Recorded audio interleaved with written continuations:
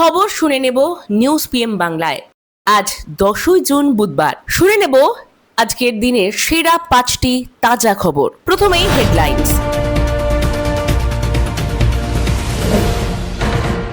পশ্চিমবঙ্গের গ্রামীণ উন্নয়নে কেন্দ্রের 4,000 কোটি টাকার বড় অনুদান। আন্তর্জাতিক যোগ দিবস উপলক্ষে কলকাতায় প্রধানমন্ত্রী নরেন্দ্র মোদীর সফরের প্রস্তুতি জোর কদমে। পশ্চিমবঙ্গে কড়া ট্রাফিক নিয়ম কার্যকর হওয়ায় হেলমেট ব্যবহারে উল্লেখযোগ্য বৃদ্ধি। রিজার্ভ ব্যাংক রেপো রেট 5.25% অপরিবর্তিত রাখল, মূল্যবৃদ্ধির ঝুঁকির দিকে নজর। দেশের বিভিন্ন প্রান্তে বর্ষা অগ্রসর হচ্ছে, কৃষি ও জলসম্পদ ব্যবস্থাপনায় নতুন আশার সঞ্চার। এবার বিস্তারিত। প্রথমেই পশ্চিমবঙ্গ। রাজ্যের গ্রামীণ উন্নয়নের জন্য কেন্দ্র সরকার প্রায় 4,000 কোটি টাকার প্রকল্প অনুমোদন করেছে।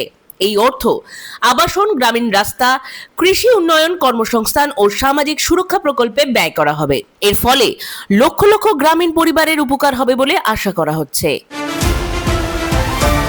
আগামী 21শে জুন আন্তর্জাতিক যোগ দিবস উপলক্ষে কলকাতায় বড় আয়োজনের প্রস্তুতি শুরু হয়েছে। প্রধানমন্ত্রী নরেন্দ্র মোদী এই অনুষ্ঠানে অংশ নিতে পারেন বলে প্রশাসনিক স্তরে জোর প্রস্তুতি চলছে। শহরের নিরাপত্তা, যানবাহন নিয়ন্ত্রণ এবং অংশগ্রহণকারীদের নিবন্ধন নিয়ে বিশেষ পরিকল্পনা নেওয়া হচ্ছে। পশ্চিমবঙ্গের ট্রাফিক আইন কঠোরভাবে কার্যকর হওয়ার ফলে মোটর বাইক চালকদের মধ্যে হেলমেট ব্যবহারের প্রবণতা বেড়েছে। বাজারে হেলমেটের চাহিদা উল্লেখযোগ্যভাবে বৃদ্ধি পেয়েছে।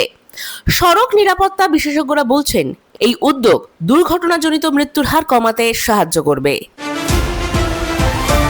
রিজার্ভ ব্যাংক অফ ইন্ডিয়া তাদের সাম্প্রতিক বৈঠকে রেপো রেট 5.25% অপরিবর্তিত রাখার সিদ্ধান্ত নিয়েছে।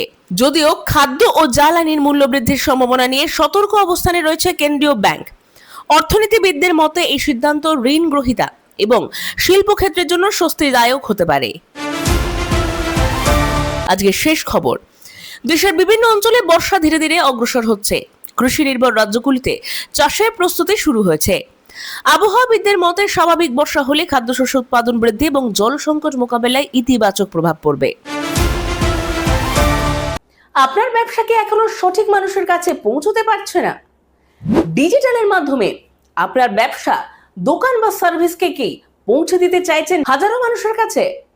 ফেসবুক প্রমোশন, ভিডিও মার্কেটিং ও অনলাইন প্রচারের জন্য আজই যোগাযোগ করুন স্ক্রিনে দেওয়া নম্বরটিতে 8240688174 8240688174 আর অবশ্যই সাবস্ক্রাইব করুন নিউজ পিএম বাংলা।